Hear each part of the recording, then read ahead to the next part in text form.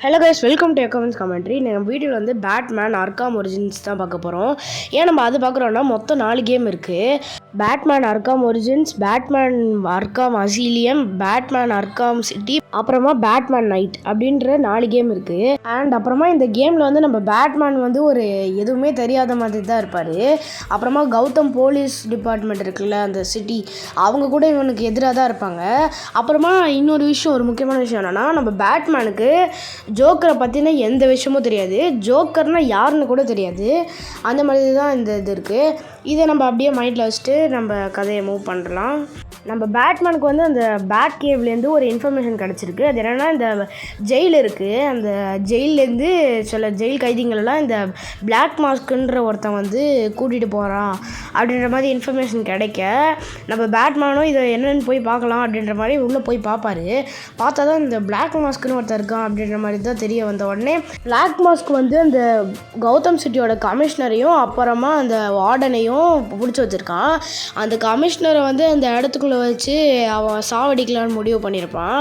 அப்படியே அதே மாதிரியே அவன் நினச்ச மாதிரியே கமிஷனரை அந்த இடத்துக்குள்ளே போட்டு அவன் பொசுக்கிடுவான்.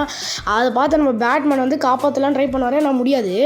எப்படியாச்சும் நம்ம பிளாக் மாஸ்க்கை பிடிச்சே தீரணும்னு சொல்லி வருவார். ஏன்னா அவனோட அடியாளான கில்லர் கிராக் வந்து அதை தடுக்கிறதுக்கு நினைப்பான். ஈவன் இந்த சைடு விட்டு நம்ம பிளாக் மாஸ்க் வந்து அவன் கூட அந்த வில்லன்களெல்லாம் கூட்டிகிட்டு எஸ்கேப் ஆயிடுவான், தப்பிச்சு ஓடிடுவான். அப்போ வந்து நம்ம கில்லர் கிராக் மட்டும் நான் இந்த இடத்துல இருக்கிறேன், நான் பார்த்துக்கிறேன் அப்படின்ற மாதிரி சொல்லும்போது, நீங்கள் வருவேன்றது பிளான்டு தான், அதுக்காக தான் நாங்கள் இந்த இடத்துல நிற்கிறோம் அப்படின்ற மாதிரி சொல்லுவான். நம்ம பேட்மேன் சும்மா இருப்பாரா, அவனை அடின்னு அடித்து பயங்கரமாக அடிச்சிருவார். அப்புறமா எதுக்கு இவன் இங்கே வந்தான், பிளாக் மாஸ்க் எதுக்கு இந்த மாதிரி கேட்டெல்லாம் திறந்து விட்றான் அப்படின்ற மாதிரி கேட்கும்போது, ஸ்கெட்சு இந்த பிளாக் இதுக்கு கிடையாது, உனக்கு தான் அந்த ஸ்கெட்சு அப்படின்ற மாதிரி சொல்லும்போது, எனக்கு அப்படின்ற மாதிரி அவன் கேட்கும்போது, ஆமாம், உன்னை கொண்டதுக்காக மொத்தம் 8 அசாசின்ஸ் ஹையர் பண்ணியிருக்கான், உன்னை கொண்டவங்களுக்கு 50 மில்லியன் தரேன்னு சொல்லியிருக்கான் அப்படின்ற மாதிரி சொன்ன உடனே அவன் பயங்கரமாக ஷாக் ஆகிறான். $50 மில்லியன் தரேன் இருக்கான். வேறு யார்? அந்த 8 அசாசின்ஸும் நம்ம Deathstroke, Deadshot, electric குஷர், ஃபயர் ஃப்ளையர், நம்ம பேன், அப்புறமா நம்ம கிராக்லியர், மொத்தமாக சேர்த்து 8 பிளேயரை வந்து அவங்க அசாசின் பண்ணுறதுக்காக அசைன் பண்ணியிருப்பாங்க. அப்படின்ற மாதிரி நம்ம கிராக்லியர் சொல்ல, ஏன் இந்த பிளாக் மாஸ்க்கு என்ன தான் மோட்டிவ், அவன் ஏன் இப்படி பண்ணுறான் அப்படின்ற மாதிரி கேட்கும்போது, அப்போ வந்து நம்ம கிராக்கடைல் சொல்லுவான், அப்போ வந்து எனக்கு இதெல்லாம் தெரியாது, உன்னை கொல்ல சொன்னாங்க, ஸோ நான் வந்து உன்னை கொன்னேன் அப்படின்ற மாதிரி சொல்லும்போது, நம்ம பேட்மேன் நல்லா அனலைஸ் பண்ணி பார்ப்பாரு. அப்போ நல்லா யோசிச்சு பார்க்கும்போது தான் அவருக்கு ஒரு ஐடியா வந்திருக்கும். என்னென்னா, இப்போ வரைக்கும் இந்த $50 மில்லியன் வந்து யாருமே இன்ன வரைக்கும் பேங்க் ட்ரான்ஸ்ஃபர் பண்ணல.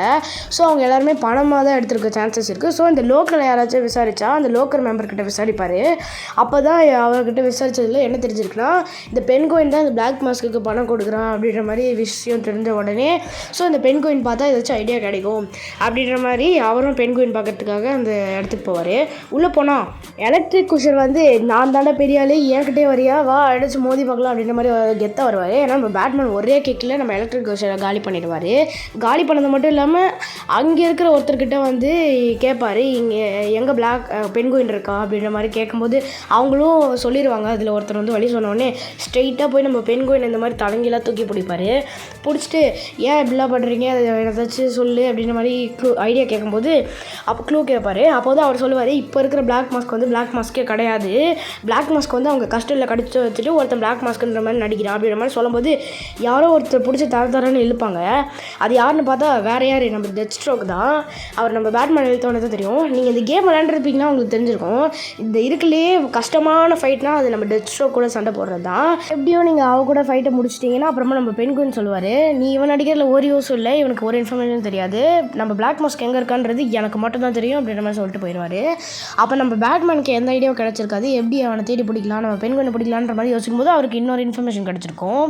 அதாவது நம்ம பிளாக் மாஸ்க் அந்த கொலை நடந்த அந்த இடத்துக்கு போய் அவர் என்ன தான் நடந்துச்சுன்னு போய் பார்ப்பார். அதாவது இவர் உண்மையான பிளாக் மாஸ்க் இல்லைன்ற மாதிரி அந்த இன்ஃபர்மேஷன் கிடச்சிருக்குமோல்ல, அந்த க்ரைம் சீனுக்கு போய் பார்ப்பார். பேசிக்கலாக நம்ம பேட்மேன் வந்து ஒரு நல்ல டிடெக்டிவ், அது எல்லாருக்குமே தெரிஞ்ச விஷயம் தான். அவர் வந்து இந்த க்ரைம் சீனை நல்லா அனலைஸ் பண்ணி பார்க்குறாரு. அந்த கௌதம் சிட்டியோட அந்த போலீஸ் கமிஷனரோட ஹெல்ப்போட அவரோட அனலைஸ் பண்ணி பார்த்த உடனே தான் தெரியுது, இப்போ அந்த பிளாக் மாஸ்க் வந்து அந்த பேங்கர், அதாவது அந்த பேங்க்கில் இருக்காருன்ற மாதிரி இன்ஃபர்மேஷன் கிடைச்ச உடனே நம்ம பேட்மேன் அங்கே போவார். அங்கே போய் பார்த்தா தான் நம்ம ஒரிஜினல் பிளாக் மாஸ்க் வந்து இந்த டூப்ளிகேட் பிளாக் மாஸ்க் வந்து கடத்தி வச்சிருக்க மாதிரி காமிப்பாங்க. கடத்தி வச்சது மட்டும் இல்லாமல் அப்போ தான் ஒரு ஐடென்டிட்டியை காமிக்கிறாங்க. நம்மளோட ஃபேக்கான பவர்ஃபுல்லான இது வந்து ஜோக்கர் தான்னு. அது மட்டும் இல்லாமல் அவர் வந்து அந்த பாம்பை வச்சு வெடிக்க வைக்கலாம் அப்படின்ற மாதிரி நினச்சி வெடிக்கையும் வச்சுருவார். அப்போ நம்ம பேட்மேனுக்கு வந்து என்ன பண்ணலாம் அப்படின்ற மாதிரி ஒரு ஐடியாவே கிடச்சிருந்துருக்காது. நம்ம பேட்மேன் சாதாரண ஆள் இல்லை. அவர் வந்து இந்த ஜிசிபிடியோட ஹெல்ப் மூலயமா, அதாவது அந்த கௌதம் போலீஸ் கமிஷனரான நம்ம கமிஷனர் கார்கனோட ஹெல்ப் மூலயமா எப்படியும் வருவார். நம்ம கமிஷனர் கார்கன் எப்படியோ நம்ம பேட்மேன் நம்பலைனாலும் இந்த விஷயத்தில் கொஞ்சம் நம்புறாரு. ஸோ நம்ம பேட்மேனும் இந்த விஷயம்லாம் அந்த கௌதம் ராயல்ன்ற அந்த இடத்துல தான் நடக்குதுன்ற விஷயம் தெரிஞ்ச உடனே ஸோ அங்கே உள்ள அந்த ஹோட்டல் போய் பார்க்கலாம் அப்படின்ற மாதிரி தான் கிளம்புறாரு. ஏன்னா அவர் ஹோட்டல் போகிறதுக்கு பதிலாக அந்த பக்கத்தில் இருக்கிற ரூமுக்கு போயிடுவார். அந்த ரூம் ஃபுல்லாக ஸ்க்ரீனாக இருக்கும். ஐ மீன் அந்த இடத்துல தான் அந்த சிசிடிவி மேலே என்ன நடக்குதுன்ற எல்லா விஷயமும் இந்த வழியாகவே தான் தெரியுது. அதாவது நம்ம ஜோக்கர் வந்து இந்த கௌதம் ராயல்ன்ற இந்த இடத்த தான் ஒரு ஹெட் குவார்ட்டர்ஸாகவே யூஸ் பண்ணிகிட்ருக்காரு அப்படின்ற மாதிரி ஒரு விஷயம் தெரிய வருது. நம்ம ஜோக்கர் வந்து நம்ம அந்த எலக்ட்ரிக் எக்ஸ்க்யூஷரை வந்து நம்ம ஒரே அடியில் சாச்சிருப்பார் நம்ம பேட்மேன். ஸோ நான் உன்னை அடிக்க சொன்னால் நீ அடி வாங்கிட்டு வந்து உட்காந்துருக்கேன், நீ எல்லாம் உயிரோடே இருக்கக்கூடாதுரா, எதுக்குறா நீ எல்லாம் உயிரோடு வந்து ஒரு யூஸும் இல்லை அப்படின்ற மாதிரி சொல்லி டக்குன்னு வச்சு வெளில வீசியிருப்பார். அப்போ அவர் மேலேருந்து விழுந்து இறந்து போகிற மாதிரி காமிச்சிருப்பாங்க. ஸோ நம்ம பேட்மேன் வந்து அந்த இடத்துக்கு போய் அவரோட அந்த கையில் இருந்த அந்த வெப்பன் எடுத்திருப்பார். இது ஃப்யூச்சரில் யூஸ் ஆகலாம் அப்படின்ற மாதிரி அந்த வெப்பன் எடுத்துகிட்டு அவர் மாடிக்கு போய் பார்க்குறாரு, ஏதாச்சும் இன்ஃபர்மேஷன் கிடைக்குதான்னு சொல்லி. மேலே என்ன நடக்குது போகலான்ற மாதிரி யோசிச்சுட்டு பாரு. அப்போ நம்ம ஜோக்கர் வந்து எல்லோரும் இங்கேருந்து என்ன பண்ணுறீங்க, போய் அந்த பேட்மேனை கொண்டுட்டு வாங்க, உங்களுக்கு 50 மில்லியன் 50,000 மில்லியன் காசு வேணாமா அப்படின்ற மாதிரி சொல்லுவார். அப்போ வந்து எல்லோரும் கிளம்பினோடனே நம்மளோட பேன் மட்டும் சொல்லுவார், நீ போலையாவா அப்படின்னு கேட்கும்போது நான் இங்கேயே நிற்கிறேன், அவன் கண்டிப்பாக உன்னை தேடி இங்கேயே வருவான் அப்படின்ற மாதிரி எல்லா படம் தெரிஞ்ச மாதிரி அவன் இங்கேயே உட்காருவார். ஸோ நம்ம பேட்மேனும் எப்பயும் போல் மேலே வந்து பார்ப்பார். பார்த்தோன்னே நம்ம பேன் வந்து சும்மா இருக்காமல் அவர் கூட சண்டை போடலாம் அப்படின்ற மாதிரி முடிவெடுத்து அவங்க 2 பேர் கூட சண்டை போடுவார். நம்ம பேன் என்ன தான் பயங்கர பவர்ஃபுல்லாக இருந்து அடிச்சு போட்டாலும் பேட்மேன் தானே. அவங்களோட ஃபைட் வந்து அந்த ரூஃப் டாப் வரைக்கும் போயிடுச்சு. அங்கே போகும்போது அந்த ஜிசிபிடிலாம் வந்துடுவாங்க, அதாவது அந்த கௌதம் சிட்டியோட போலீஸ் ஆஃபீஸர்ஸ். அவங்க வரும்போது ஜோக்கரோட ஆளுங்களாம் சேர்ந்து அந்த ஹெலிகாப்டர் அடித்து உடச்சிருவாங்க. அப்போ வந்து நம்ம பேன் வந்து ஒரு ஹெலிகாப்டரில் ஏற ட்ரை பண்ணும்போது நம்மளோட ஜோக்கர் ஒரு கிரேசியான பர்சனில் அவர் வந்து நம்ம பேனை சுட ட்ரை பண்ணுவார். அப்போ நம்மளோட பேன் வந்து அந்த ஹெலிகாப்டருக்குள்ளே போய் கிரேசி கை அப்படின்னு சொல்லி நம்மளோட இதை மிஷல் லான்ச்சரோட அவர் நெஞ்சிலே வாங்கலான்ற மாதிரி இருப்பார். அது பின்னாடி போய் வெடித்து அவர் கீழே விழுவார். கீழே விழுற வந்து நம்ம பேட்மேன் சாக விட மாட்டார்ல யாரையும். ஸோ அவர் அங்கேருந்து குதித்து நம்மளோட ஜோக்கரை காப்பாற்றுற மாதிரி தான் காமிப்பாங்க. ஸோ அவங்க 2 பேருக்கும் ஒரு இது இங்கே தான் உண்டாகுது. அவங்க 2 பேரும் அங்கேருந்து அவரை காப்பாற்றி கீழே உட்கார வைக்கும்போது நானே சாகலான் இருக்கேன், நீ என்னப்பா என்ன காப்பாற்றுற அப்படின்ற மாதிரி சொல்லும்போது ஏன்னா நான் செத்து தான் தீருவேன் அப்படின்ற மாதிரி சொல்லி அந்த கன்னை எடுத்து அவர் நெத்திலேயே வச்சுட்டு சாவலான்ற மாதிரி சூசைட் பண்ணலான்ற மாதிரி முடிவு பண்ணி அவர் ஆளுங்கள்லாம் கொண்டுட்டு அவர் நிற்பார். ஸோ நீ எதுக்குடா இந்த இடத்துல சாக ட்ரை பண்ணுற அப்படின்ற மாதிரி கேட்கும்போது நான் சாக போகிறேன் அப்படின்னு சொல்லும்போது அந்த கன்னை வாங்கிட்டு ஒரே குத்துவார் பாருங்கள், அங்கேயே வாங்கிடுவாங்க. அப்போ அந்த போலீஸ் ஆஃபீஸர்ஸ் கமிஷனர் கோஜ் அப்படிலாம் எல்லாருமே வருவாங்க. அவங்க எல்லாருக்கிட்டையும் இப்போ அவரோட ஃப்ரெண்டு இல்லை தானே பேட்மேன் வந்து ஒரு எனிமி மாதிரி தான் ஆகிட்டார். ஸோ இந்த பேட்மேன் அந்த ஜோக்கர் அங்கேயே விட்டுட்டு அந்த இடத்துலேருந்து எஸ்கேப் ஆகிட்டு போயிடுவார். நம்ம பேட்மேன் இந்த இடத்துல இவனை பிடிச்சி வச்சுக்கோங்க அப்படின்ற மாதிரி சொல்லிட்டு போயிடுவார். இவனை பார்க்கும்போது சாதாரண ஆள் மாதிரி தெரியல, இவன் மென்டலி அஃபெக்டாக இருக்கான் அப்படின்னு சொல்லி இவருக்காகவே ஒரு ஸ்பெஷலி அப்பாயிண்டட் டாக்டர் வந்து வச்சுருக்காங்க. அந்த டாக்டர் பேர் வந்து ஹார்லி. இவங்க யாருன்னு பார்த்தாலே உங்களுக்கே நல்லா தெரிஞ்சிடும். ஆப்வியஸாக இவங்களை வந்து கன்வின்ஸ் பண்ணி நம்ம ஜோக்கர் இந்த இடத்த விட்டு எஸ்கேப் ஆகிற மாதிரி தான் காமிச்சிருப்பாங்க. ஸோ அவர் அந்த காத்தம் சிட்டியில் இருக்கிற ஒரு அதுக்கு ஆப்போசிட் சைடில் நம்ம பேட்மேன் வந்து சரி நம்ம எல்லாரையும் ஒப்படைச்சாச்சு கொஞ்சம் ரெஸ்ட் எடுக்கலான்ற மாதிரி அவர் இருப்பார். அப்போ இருக்கும்போது அவருக்கு இன்னொரு நியூஸ் வேறு வந்திருக்கும். அது என்னென்னா இந்த ஆளுங்க இருக்காங்களே 8 அசாசின்ஸ், அவங்களில் இந்த ஃபயர் ஃப்ளையர் மட்டும் இந்த பிரிட்ஜு கௌதம் சிட்டியோட அந்த பிரிட்ஜை வந்து உடைக்கலான்ற மாதிரி ட்ரை பண்ணுறாரு அப்படின்ற மாதிரி இன்ஃபர்மேஷன் கிடைக்கும். ஸோ அந்த இடத்த பிடிச்சே ஆகணும், ஏன்டா அப்படி பண்ணுறீங்கன்ற மாதிரி கடுப்பாகி அவர் அந்த இடத்துக்கு போகும்போது அந்த போலீஸ் கமிஷனர் வந்துடுறாரு, அந்த ஜிசிபிடி. அவர் வந்த உடனே நான் உங்களுக்கு புரியலையா, நான் உங்களுக்காக இவ்வளோ பண்ணியிருக்கேன், நான் அந்த பிளாக் மாஸ்க்கை பிடிச்சி ஒப்படைச்சிருக்கேன், அப்புறமா இத்தனை பேரை பிடிச்சி உங்களுக்காக ஒப்படைச்சிருக்கேன், உங்களுக்கு புரியலன்னு சொல்லும்போது ஒன்றெல்லாம் நம்ப முடியாதுன்ற மாதிரி இந்த கமிஷனர் கார்டுன்னு சொல்லியிருப்பார். எப்படியும் அந்த இடத்துலேருந்து நான் வந்து நம்ம அந்த இவனை ஃபயர் ஃப்ளையரை பிடிச்சி கொடுத்துட்டு அங்கேருந்து ஏதாச்சும் நம்ம பேனை பிடிக்கலான்ற மாதிரி போவார். அப்போ தான் நம்ம கமிஷனர் கார்டனும் ஒரு மாதிரி இந்த நம்பிக்கை வர மாதிரி இருக்கும். அப்போ நம்ம பேனை பிடிக்கலான்ற மாதிரி ஐடியாவில் இருக்கும்போது போய் பார்த்தா அந்த இடத்துல உள்ள ரெக்கார்டிங் ப்ளே பண்ணி பார்ப்பாரு. நீங்கள் வருவானே எனக்கு தெரியும் அப்படின்ற மாதிரி அவர் முன்னாடியே யோசிச்சிருக்காரு போல இருக்கு. அந்த ரெக்கார்டை ப்ளே பண்ணி பார்த்தா தெரியுது அவர் இந்த இடத்துக்கு போவாராம். அந்த பேட் கேபிள் இருக்கிற மாதிரி இதெல்லாம் இருக்கிற மாதிரி இருக்குது. அந்த இடத்துக்கு போய் மொத்தமாக இதில் இன்ஃபர்மேஷன்லாம் கலெக்ட் பண்ணிடுவேன். அப்புறமா அவரோட ஐடென்டிட்டியான ப்ரூஸ் வெயின்றது அவரோட உண்மையான பேருன்றது கூட தெரிஞ்சிருக்கு. அந்த மொத்த இடத்தையும் அடித்து நாசம் பண்ணிவிட்டு அவரோட அசிஸ்டண்டான ஆல்ஃபசார் என்ன இருக்காரு அப்படின்ற மாதிரி போய் பார்க்கலாமேன்னு சொல்லி நம்ம பேட்மேன் போய் பார்த்தா நம்ம அசிஸ்டண்டான ஆல்ஃபசார் வந்து அங்கே செத்து கிடப்பாரு. ஸோ நம்ம பேட்மேன் வந்து இப்போ என்ன பண்ணுறது தெரியாமல் வேறு வழி இல்லாமல் அவர் கையில் அந்த எலக்ட்ரிக் எக்ஸிக்யூட்டர் இதை யூஸ் பண்ணி அவர் ஹார்ட்டில் அடித்தோடனே ஹார்ட் பீட் வந்து அவர் உயிரோடு கொண்டு வந்துடுவார். நம்ம பேட்மேன் உயிரோடு கொண்டு வந்தோடனே இதுக்கெல்லாம் ஒரு முடிவு கட்டியே ஆகணும் அப்படின்ற ஒரு வெறியோடு இருப்பார். அதுக்காக நம்ம பேட்மேனும் சொல்லி அந்த பிளாக் மாஸ்க் இருக்கிற அந்த இடத்துக்கு போவார், அந்த பிளாக் கேட்டில். அங்கே போய் பார்த்தா நம்ம பிளாக் மாஸ்கில் அந்த ஜோக்கர் வந்து எல்லாரையும் கன்வின்ஸ் பண்ணி வச்சுருக்கான் போல இருக்குது. எல்லோரையும் அவங்க அடியில் கால் அடியில் வச்சுக்கிட்டு எல்லாருமே அவங்க ஆளுங்க மாதிரி இந்த இடத்தையும் ஒரு ஃபைட்டிங் கிளப்பு மாதிரி மாற்றிட்டு இருப்பார். ஸோ இப்போ என்ன சொல்லுவார்னா, இந்த இடத்துல வந்து நம்ம பேன் வந்து சண்டை போடுவாராம். அவர் ஹார்ட்டில் வந்து ஒரு பம்பிங் மானிட்டர், ஹார்ட் மானிட்டர் மாதிரி ஒன்று இருக்கான்.